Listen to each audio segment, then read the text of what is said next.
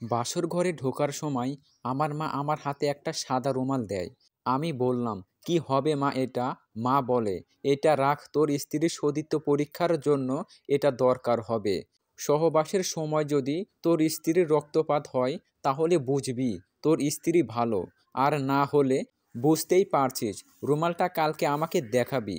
আমি তখন অবাক হয়ে বললাম, ছি ছি, লজ্জা করছে না মা ছেলের সাথে এসব কথা বলতে? আর সবচেয়ে বড় কথা হলো, এসব কুসংস্কার আগের কালের মানুষ এগুলো বিশ্বাস করত। এগুলোর প্রতি বিশ্বাস ছাড়ো। মা তখন বলে, তুই কি আমার থেকে বেশি জানিস? হ্যাঁ মা, অবশ্যই আমি বেশি জানি তোমার থেকে। আর আমি একজন ডাক্তার, তোমার থেকে এসব বিষয়ে আমি ভালো জানি মা। বেশি কথা না বলে যা বলছি তাই কর। আমি তোর সন্তান না, তুই আমার সন্তান। মুখে মুখে তর্ক করিস না। আমি আর কোনো কথা বললাম না। রুমালটা নিয়ে রাগে রাগে রুমে ঢুকে গেলাম। আমি কখনো অন্যায়ের প্রশ্রয় দিই না, কিন্তু আজ বিয়ের দিন, কোনো ঝামেলা করতে চাচ্ছে না। বাসায় সবাই কত আনন্দ করছে, তাদের আনন্দ মাটি করতে চাচ্ছি না। বাসায় নতুন বউ এইসব বিষয় জানলে লজ্জায় আমার মাথা কাটা যাবে। কখনো তার সামনে মাথা উঁচু করে দাঁড়াতে পারবো না। রুমে ঢুকে খাটের উপর বসলাম, রুমালটা পকেটে রাখলাম। মা যেমনটা বলেছে, যদি এমনটা করি তাহলে আমার আর আমার পরিবারের মান সম্মান সব নষ্ট হয়ে যাবে। যদিও সে মা, তার সব কথা মেনে চলা আমার দায়িত্ব। কিন্তু মা হোক বা বাবা হোক, অন্যায় কোনো কাজ করতে বললে সেটা আমার করা যাবে না। বুঝতে হবে, না বুঝলে প্রতিবাদ করতে হবে। পৃথিবীর কোনো মেয়েই চায় না তার স্বামী প্রথম রাতেই তার সাথে সহবাস করুক। আমার স্ত্রীর পাশে বসার সাথে সাথেই কিছুটা ভয় পেয়ে যায়, তারপর আস্তে আস্তে কান্না করতে থাকে। আমি বললাম, কান্না করছেন কেন? স্ত্রী সানজেদা শাবনাজ বলে, আমার ভয় করছে। আমি তখন বললাম, আপনার মাঝে হয় না জড়তা কাজ করছে, না বেদনা? কারণ নতুন জায়গা, নতুন পরিবেশ, সবারই এমন হয়। বাবা মা আত্মীয় স্বজন ছেড়ে নতুন জায়গা, মা বাবা থেকে দূরে থাকা বেশ ভালোই কষ্ট। আমি সাধারণত পড়াশোনার জন্য ক্লাস 8 থেকে বাইরে থেকেছি, বাবা মা ছেড়ে। মাঝে মাঝে মা বাবার জন্য ঢুকরে ঢুকরে কেঁদে উঠতাম। আস্তে আস্তে সব ঠিক হয়ে যাবে। আমাকে শুধু স্বামী না, একজন বন্ধু হিসেবে পাবেন আপনার পাশে। অনেক রাত হয়েছে, ঘুমিয়ে পড়েন। আর কিছু না বলে বিছানা থেকে উঠে একটা বালিশ নিয়ে নিচে একটা বিছানা পেরে লাইট অফ করে শুয়ে পড়লাম। কিছুক্ষণ পর ঘুমন্ত অবস্থায় শুনতে পারি, মোহাম্মদ মোহাম্মদ বলে কে যেন ডাকছে।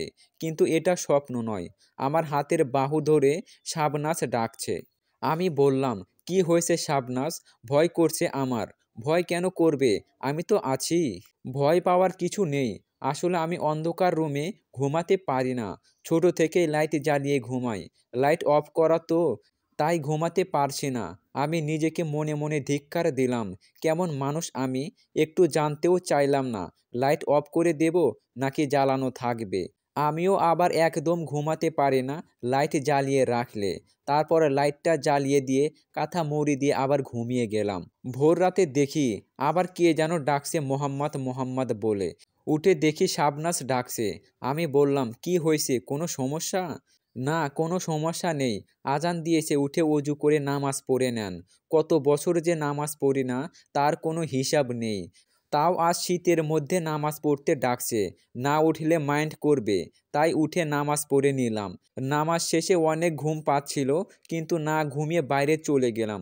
বাসায় থাকলে সকাল সকালে ঝামেলা শুরু করবে মা। স্ত্রীর সতীত্ব টেনে নিয়ে এসে বলবে, রক্তমাখা রুমাল দিতে বলবে। কিন্তু আমাদের মাঝে তো এমন কিছু হয়নি যে রক্তমাখা রুমাল দেখাতে হবে। আর যদি না হয়ে থাকতো তাহলে আমি এমন কাজ কখনো করতাম না। কারণ এটা একটা মেয়ের জন্য অনেক অপমানজনক। আর রক্তপাত হলে যে একজন মেয়ের সতীত্ব ঠিক আছে আর রক্তপাত না হলে সতীত্ব ঠিক নেই, এই যুগে এসেও এইসব বিশ্বাস করতে পারে কেউ? আমার মাকে না দেখলে জানতেই পারতাম না। ভারাক্রান্ত মন নিয়ে বাইরে চলে আসলাম। অনেকক্ষণ হয়ে গিয়েছে, কিন্তু বাড়িতে যেতে ইচ্ছে করছে না। কারণ বাড়িতে গেলে মায়ের সম্মুখীন হতে হবে, আর বিষয়টা অনেক খারাপ হবে। পরক্ষণেই ভাবলাম, এভাবে আর কতক্ষণ? সারা জীবন তো আর এখানে থাকতে পারি না। যখনই বাড়িতে যাই মায়ের সম্মুখীন হতে হবে। তাই বাড়ির উদ্দেশ্যে রওনা দিলাম। পকেট থেকে ফোনটা বাহির করে দেখি 22টা মিস কলে দিয়েছে মা। ফোন সাইলেন্ট করা ছিল, তাই বুঝতে পারি নাই। জোরে জোরে বাড়ির উদ্দেশ্যে রওনা দিলাম। বাসায় যেতে না যেতেই আপু হাত ধরে টান দিয়ে রুমে নিয়ে গিয়ে বলল, তোর কি কোনো আক্কেল জ্ঞান নেই ভাইয়া? বাসায় নতুন বউ রেখে কোথায় চলে গিয়েছিস খোঁজ নেই। মা তোকে খুঁজছে অনেকক্ষণ থেকে, অনেকবার ফোন দিয়েছে, ফোন রিসিভ করিস নাই, অনেক রেগে আসে, গিয়ে দেখ কি বলে। মা বাবা আরও অনেকেই ড্রয়িং রুমে বসেছিল। আমার যাওয়া দেখে মা ইশারা করে অন্য রুমে যেতে বলে মা, কিন্তু আমি না দেখার ভান করে বসে থাকি বাবার পাশে আর বসে গল্প করছি। আর কোনো উপায় না পেয়ে মা আমাকে বলে, মোহাম্মদ আমার সাথে আয় একটু। বাবা তখন বলল, দাঁড়াও একটু পরে যাচ্ছে, একটা গুরুত্বপূর্ণ বিষয়ে কথা বলছি। আমি যেন হাঁফ ছেড়ে বাঁচলাম। যাক বাবা, এবারের মতো বাঁচলাম, মায়ের সম্মুখীন হতে হবে না। আমি শুধু চাচ্ছি বাসায় মেহমান আজ চলে যাক, কারণ সবার সামনে সমস্যা সৃষ্টি করতে চাচ্ছি না। নামাজ পড়ে দুপুরের খাওয়া দাওয়া শেষ করে বিশ্রাম নিচ্ছি। সারা রাত ঘুম হয়নি, লাইট জ্বালিয়ে রাখলে আমার ঘুম হয় না। কিছুক্ষণ ঘুমানোর পরে বুঝতে পারি কে যেন ডাকছে, মোহাম্মদ মোহাম্মদ বলে। উঠে দেখি শাবনাজ ডাকছে। আমি বললাম, কি হয়েছে, কোনো সমস্যা হয়েছে? সমস্যা না, মায়ের সাথে কথা বলবো, কাল আসার পর থেকে আর কথা হয়নি।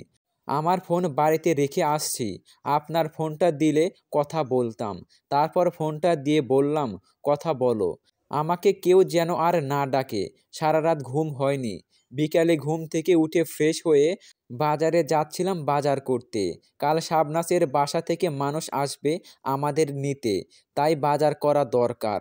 বাজারে যাওয়ার সময় মা আমাকে পেছন থেকে ডাক দিয়ে বলে, মোহাম্মদ এদিকে আয়, শুনে যা। আমি আবার মহা বিপদে পড়লাম, এবার কিভাবে কাটিয়ে যাব? কাছে গিয়ে বললাম, কি হয়েছে মা বলো। আমার হাতে একদম সময় নেই, আর কিছুক্ষণের মধ্যে সন্ধ্যা হয়ে যাবে, অনেক বাজার করতে হবে, অনেক সময় লাগবে। বেশি রাত হলে এই রাস্তায় আবার রিক্সা আসবে না। মা বলে, এত তাড়াতাড়ি করার দরকার নেই, আজ সকাল থেকে তুই আমাকে এড়িয়ে যাচ্ছিস। রুমালটা কই, তাড়াতাড়ি রুমালটা দেখা আমাকে। আমি বললাম, রাতে এসে দেখাচ্ছি মা, বাজার করে এসে সন্ধ্যা হয়ে যাচ্ছে। কোনোভাবে ওখান থেকে চলে আসলাম, তারপর বাজার করে রাতে বাসায় ফিরে আসলাম। তারপর মা বলে, রুমাল দেখা এবার আমাকে, আর কোনো অজুহাত নয়। আমি বললাম, আচ্ছা রুম থেকে নিয়ে আসছি। রুমাল আমার পকেটে ছিল, কিন্তু তাও বললাম রুমে আসি নিয়ে আসি। তারপর এসে রুমালটা মায়ের হাতে দিলাম। মা আমার দিকে তাকিয়ে আছে অল্প কিছু ধরে। আমি বললাম, কি হলো, এইভাবে তাকিয়ে আছো কেন? যাক, রুমালটা দেখে খুশি হলাম। রক্ত লেগে আসে রুমালে। দেখেছিস, আমি সত্যি বলেছিলাম। তুই তো আমার কথা বিশ্বাস করলি না। এখন ঘরে যা, সারাদিন বাইরে ছিলি, বউয়ের কাছে যা, কিছু দরকার আছে কি দেখ, কোনো কিছু প্রয়োজন বা সমস্যা হলে আমাকে বলবি। আমি বললাম, ঠিক আছে মা। তারপর মুচকি হেসে রুমে চলে আসলাম। মায়ের মুখেও হাসি। আর স্ত্রী কিছু জানতে পারল না। কিছু কিছু সময় মিথ্যা বলার দরকার আছে, তাতে পরিবেশ সুন্দর থাকে। রুমে এসে শাবনাজ আমার হাতের দিকে তাকিয়ে বলে, আপনার হাত দিয়ে তো রক্ত পড়ছে, কি হয়েছে হাতে? আমি বললাম, তেমন কিছু না, আসার সময় গেটের দরজায় চাপ লেগে আঙ্গুল দিয়ে রক্ত পড়ছে। চিন্তা করতে হবে না, অল্প একটু লেগেছে, ঠিক হয়ে যাবে। তারপর শাবনাজ বলল, এদিকে আসেন, আমি রক্ত মুছে ব্যান্ডেজ করে দেই। আমি মানা করতে গেলাম, কিন্তু না বলার সাথে সাথেই মুখ থেকে কথা ঘুরিয়ে নিয়ে বললাম, আচ্ছা ঠিক আছে দাও। এই কারণেই মানা করলাম না, স্ত্রী অনেক ভয় আছে। হাত ব্যান্ডেজ করার বাহানায় স্ত্রীর প্রথম স্পর্শ পেয়ে যাব। হাজার হলেও স্ত্রীর প্রথম স্পর্শ, সে তো এক অমৃত স্বাদ। তারপর স্ত্রী নিজ হাতে রক্ত পরিষ্কার করে ব্যান্ডেজ করে দেয়। তারপর একটা ব্যথার ওষুধ খেয়ে নেই। পরক্ষণেই আমার মনে আসে, কাল থেকে ভাবিকে দেখছি না কেন, কোথায় গিয়েছে? আমার এখনও একটা কথা মনে আছে। ভাইয়ার বিয়ের কয়েক সপ্তাহ পরে ছোট বোনের এইচএসসি পরীক্ষার ফি চেয়েছিল ভাইয়ার কাছ থেকে, কিন্তু ভাবি দিতে দিয়েছিল না। ভাবি বলেছিল, টাকা নেই এখন দেওয়ার মতো, এবারের মতো তোমার বাবার কাছ থেকে নাও, পরের বার থেকে নিও। বোন তখন কান্না করতে করতে আমার কাছে এসে বলেছিল, ভাইয়ার কাছে টাকা চাইলাম রেজিস্ট্রেশন ফির, কিন্তু ভাবি দিতে দিল না। আমি বললাম, সমস্যা হতেই পারে, সব সময় টাকা থাকে না, বাবার কাছ থেকে চেয়ে নিবি, দরকার হলে পরীক্ষা দিবি না। তাও বাবার কাছ থেকে নিব না, বাবাই বলেছেন বড় ভাইয়ের কাছ থেকে নিতে। আমার কাছে তখন টাকা ছিল কিছু, আজ থেকে প্রায় 2 বছর আগে। তখন বেকার ছিলাম আমি, 6 মাসের মতো হয়েছে চাকরি পেয়েছি। পিকনিকে যাওয়ার জন্য টাকাগুলো গুছিয়েছিলাম অনেক দিন ধরে। সেদিন নিজের ইচ্ছাটা মাটি করে টাকাগুলো বোনের হাতে দিয়েছিলাম, আর বলেছিলাম, আমার সামনে আর কখনো কান্না করবি না। তুই তো জানিস তোর চোখের পানি সহ্য হয় না আমার। আর হ্যাঁ, একটা কথা শুনে রাখ, বাবা আর মাকে বলবি না এই টাকাটা আমি দিয়েছি, বলবি বড় ভাইয়া দিয়েছে। বুঝেছিস? কেন তা বলবো কেন? টাকা তো তুই দিয়েছিস, বড় ভাইয়ার নাম কেন বলবো? আমি ধমক দিয়ে বললাম, বেশি বুঝিস না, আমি যা বলছি তাই করবি।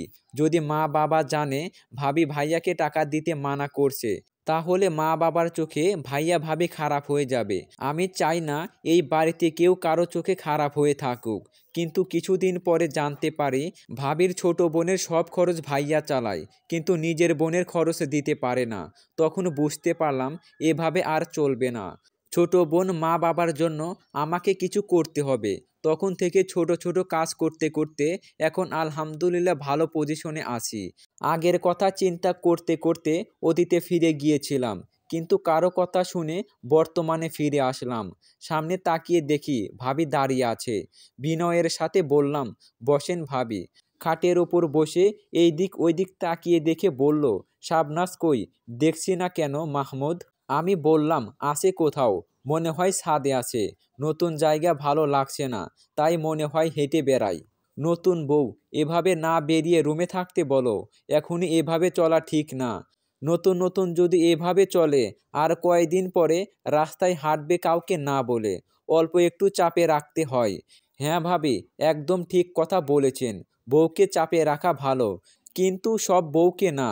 যে সব বউ অন্যের সংসারে আগুন ধরিয়ে দেয়, যেসব বউদের অন্যের ভালো সহ্য হয় না, তাদেরকে। হক কথা বলছেন একদম ভাবি।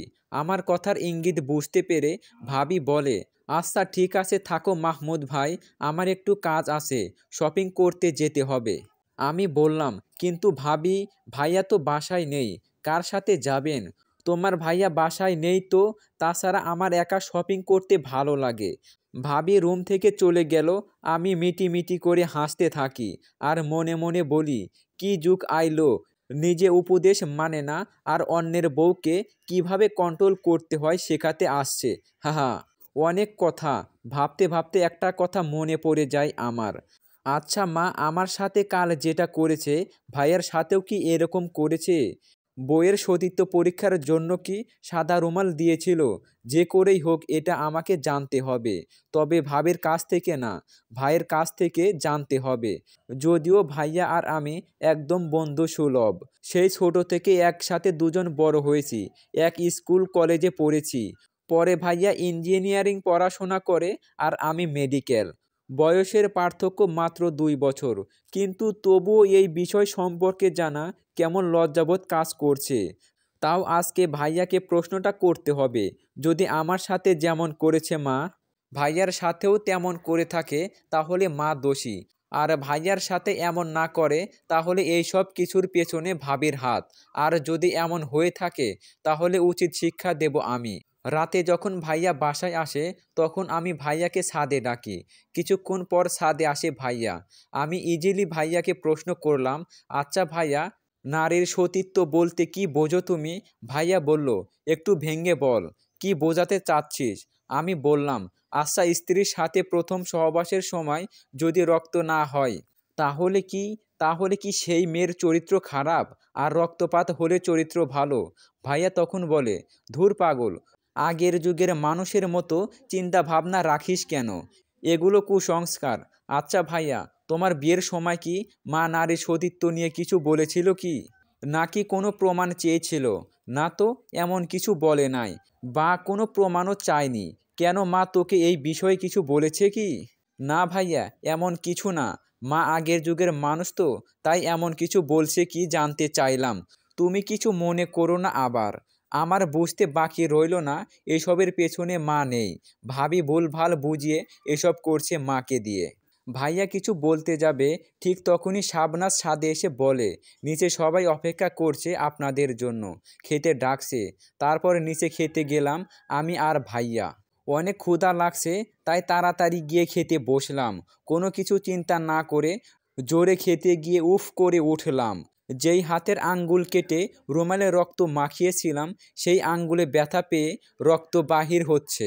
মা বলছে কি হয়েছে? আমি বললাম কিছু না, ব্লেডে কেটে গিয়েছে। আর ভাবি আমার দিকে আর চোখে তাকিয়ে আছে। আমি তাকানোর সাথে সাথে চোখ ফিরিয়ে নেই ভাবি।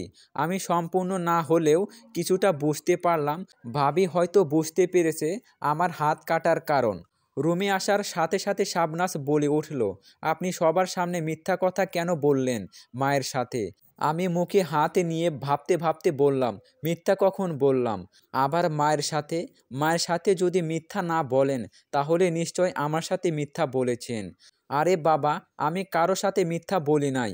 কি হয়েছে খুলে বলো তো আমাকে একটু। আমার তো মনে হচ্ছে না মিথ্যা বললাম। সন্ধ্যায় যখন আপনি রুমে আসলেন তখন আপনার আঙ্গুল দিয়ে রক্ত পড়ছিল। আমি জানতে চাইলে বললেন দরজায় আঙ্গুলের চাপ লেগে কেটে গিয়েছে। আর মায়ের কাছে বললেন ব্লেডে কেটে গিয়েছে। তাহলে তো এটা মিথ্যা কথা হলো, তাই না? আমি দাঁতের সাথে দাঁত চেপে বললাম, আমি কি মায়ের সাথে ব্লেডে কাটার কথা বলেছি? মনে হয় ভুল করে বলেছি। আচ্ছা বাদ দাও, অনেক রাত হয়েছে, এখন ঘুমাও। কাল সকালে অনেক কাজ আছে। তোমাদের বাসা থেকে মানুষ আসবে আমাদের নিতে। এটা বলে কোনো রকমে কেটে গেলাম। আর এমন ভুল করা যাবে না।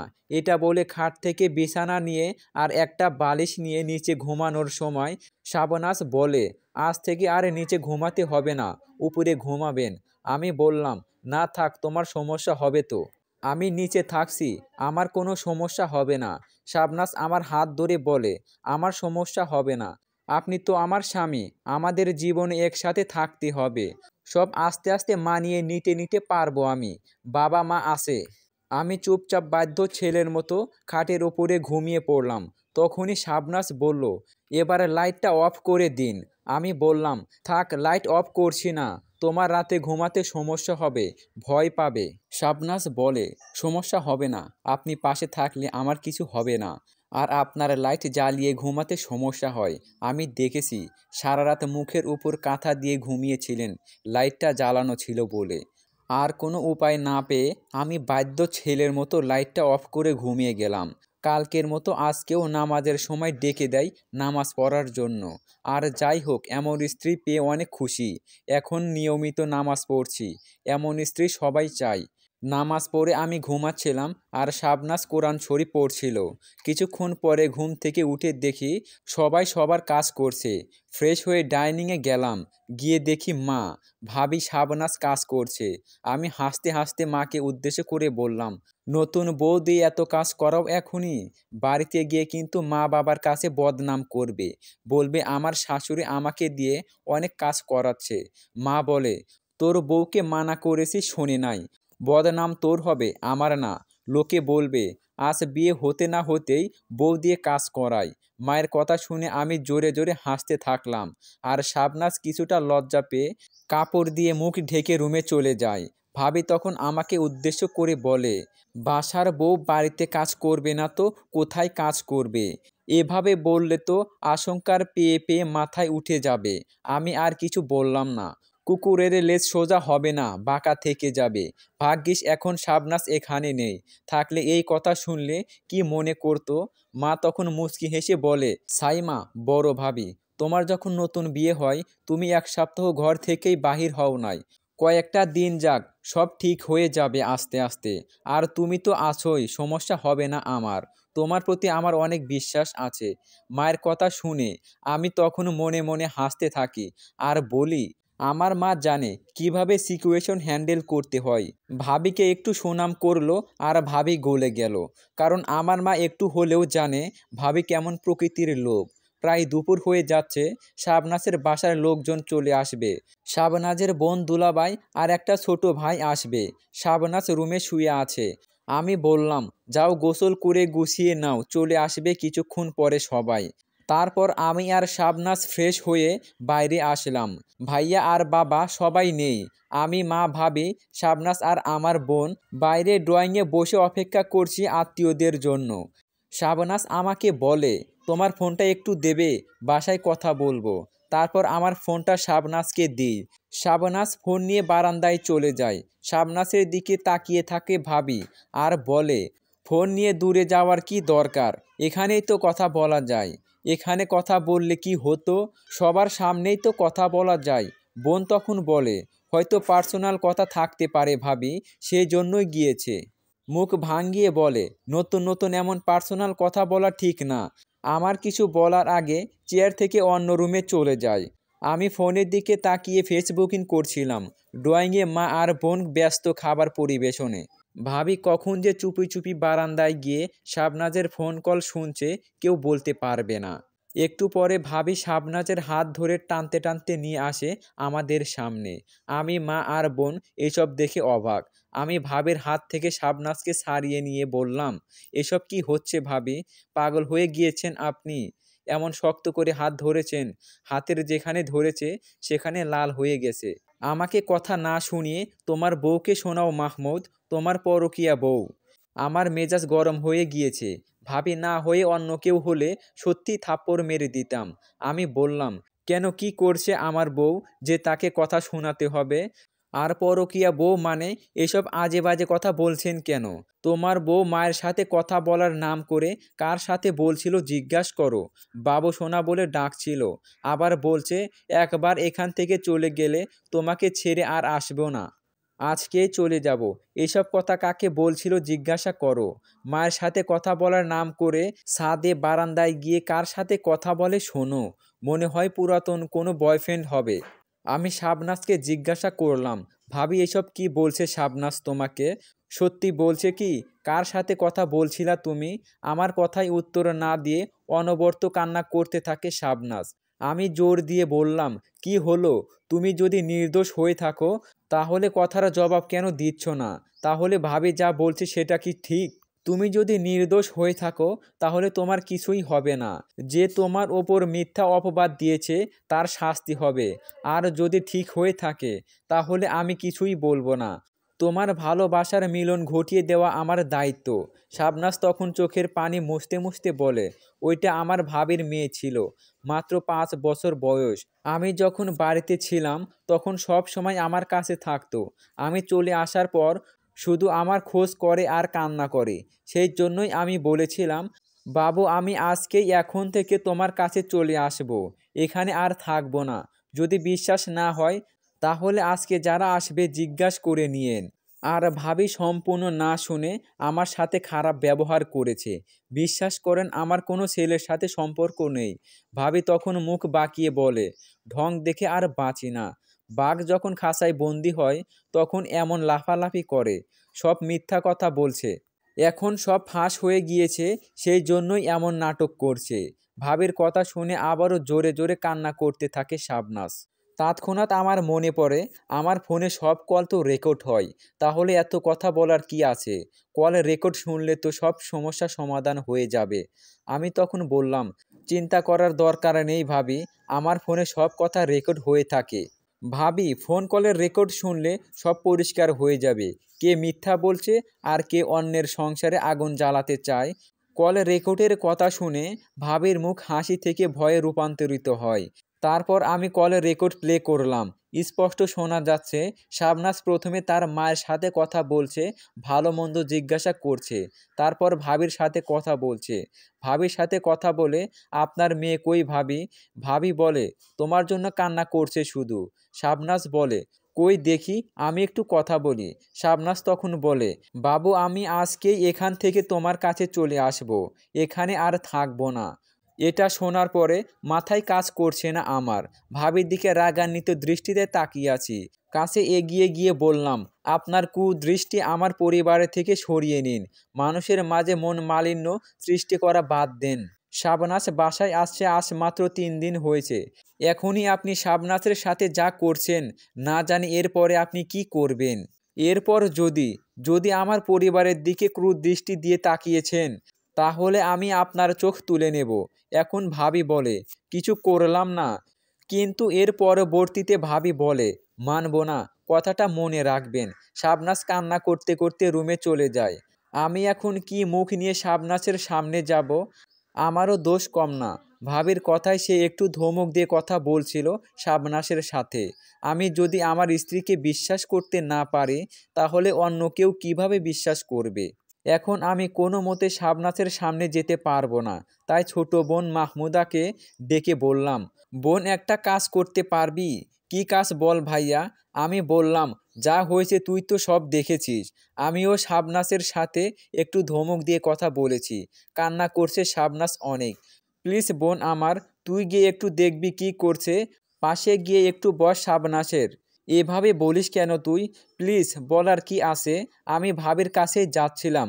আজকের এই বিষয়টা অনেক খারাপ হয়েছে। যা হয়েছে সব তোর জন্য হয়েছে।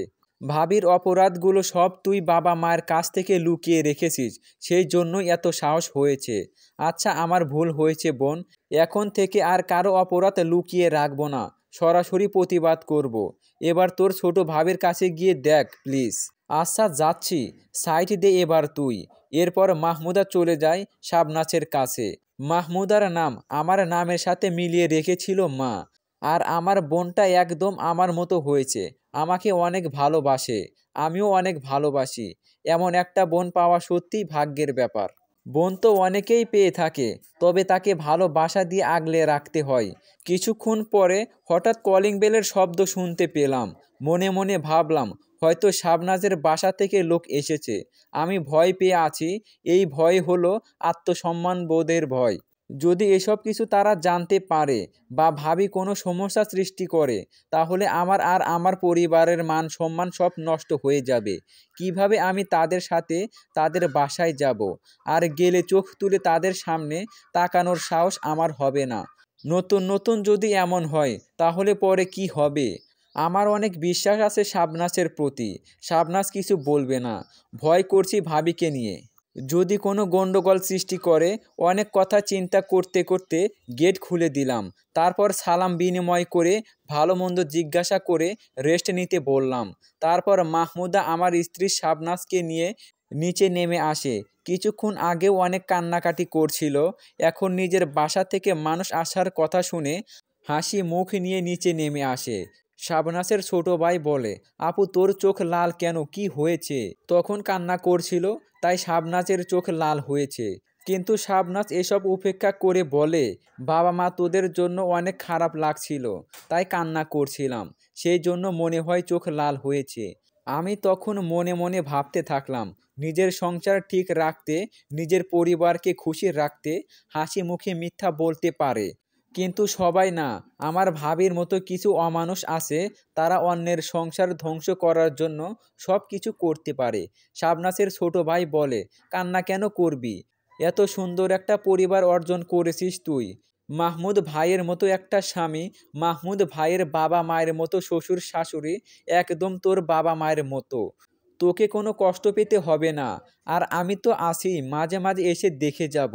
আর হাসতে হাসতে বলে, যদি বেশি কান্না করিস তাহলে বল, দুলাভাইকে সাথে নিয়ে গিয়ে ঘর জামাই রেখে দিই। বাকি যারা ছিল সবাই হাসতে থাকে। আমিও মনে মনে হাসলাম আর ভাবলাম, আর যাই হোক, শাবনাজের ভাই ভালোই বোঝে, সব কিছু ঠিকঠাক হ্যান্ডেল করে নিতে পারে। মনে মনে হাসলাম আর বললাম, বুদ্ধিমান একটা শালা পাইছি। ঠিক তখনই শাবনাজের ভাই বলে, কি দুলাভাই, ঠিক বললাম তো? পারবেন না ঘর জামাই থাকতে? আমিও হাসতে হাসতে বললাম, হ্যাঁ পারবো। আমার তো আরও ভালো হয়, বসে বসে খেতে পারবো, কোনো কাজ করা লাগবে না। শাবনাজ আমার দিকে তাকিয়ে মিটি মিটি করে হাসছে। আমি সাথে সাথে শাবনাজের দিক থেকে চোখ সরিয়ে নিলাম। সত্যি অনেক লজ্জা পাচ্ছে আমার। শাবনাজের চোখের দিকে তাকিয়ে থাকতে পারছি না। কিছুক্ষণ আগে যা হয়েছে, এটা যদি শাবনাজের ভাই জানতে পারতো, তাহলে পরিস্থিতি এমন হতো না, অন্যরকম হতো। কিন্তু শাবনাজ সব কিছু ঠিক করে নিয়েছে হাসি মুখে। সবাই খাওয়া দাওয়া শেষে সবাই রেস্ট নিচ্ছে, তখন আমি আস্তে আস্তে শাবনাজের কাছে যাই। বারান্দায় দাঁড়িয়ে আছে শাবনাজ। লজ্জার দৃষ্টিতে শাবনাজের দিকে তাকিয়ে হাত ধরে বললাম, প্লিজ আমাকে মাফ করে দাও, অনেক ভুল হয়েছে আমার। আমি তখন সম্পূর্ণ বিশ্বাস করতে পারি নাই তোমাকে। আর তোমাকে ধমক দিয়েছিলাম, আর কখনো এমন হবে না। তুমি যা বলবে আমি তাই করব। দরকার হয় তোমার পা ধরে মাপ চাইবো আমি। এই যে কান ধরে উঠবস করছি, 1 2 3, ঠিক তখনই শাবনাজ আমার হাত ধরে বলে, কি করছো তুমি মাহমুদ এটা? থামো তো এবার, পাগল হয়ে গেলে নাকি তুমি? এমন করতে হয় না। তুমি আমার স্বামী, তোমার ওপর কেন রাগ করব বলো? তোমার জায়গা তুমি ঠিক ছিলে সম্পূর্ণভাবে। আমার খারাপ লাগছে, ভাবি আমাকে সন্দেহ করে আর আমার সাথে এমন করছে। আরে বাদ দাও তো তার কথা, এমনিই মানুষের দোষ খোঁজ করা তার কাজ। আর এত কিছুর মধ্যে একটা কাজ কিন্তু ভালো হয়েছে। কি ভালো কাজ হলো আবার? ওই যে তোমার অল্প একটু হলেও লজ্জা ভেঙে গিয়েছে। আমাকে তুমি করে বলছো এখন, আমার হাত ধরে আছো। সারা জীবন এভাবে থাকবে? আমার কথা শুনে কিছুটা লজ্জা পেয়ে আমার হাত ছেড়ে দৌড়ে চলে যায় আর বলে, আমি মাহমুদার কাছে যাচ্ছি। তো বন্ধুরা, গল্পটা কেমন হয়েছে অবশ্যই কমেন্ট বক্সে কমেন্ট করে জানাবেন। আর দ্বিতীয় পার্ট পেতে কমেন্ট বক্সে জানাবেন।